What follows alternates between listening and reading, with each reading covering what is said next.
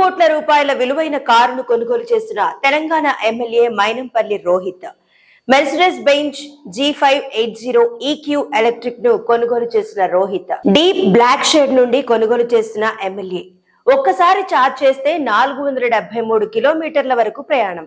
భారతదేశంలోనే అతిపిన్న వయస్కుడైన ఎమ్మెల్యే అయిన Telangana MLA doctor Mynampally Rohit సుమారు 3 కోట్ల రూపాయల విలువైన సరికొత్త ఎలక్ట్రిక్ కారును కొనుగోలు చేశారు. Mercedes Benz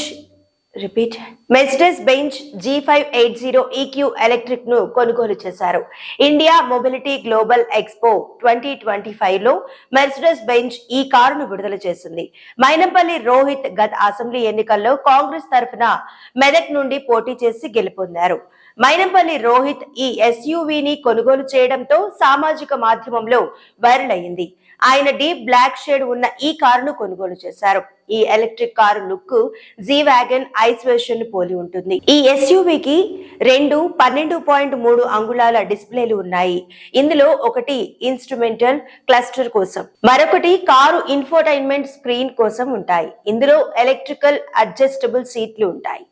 multi zone climate control, adaptive cruise control, heat cool సీట్లు వంటి ఫీచర్లు ఉంటాయి. 4 చక్రాలకు 4 మోటార్లు ఉంటాయి.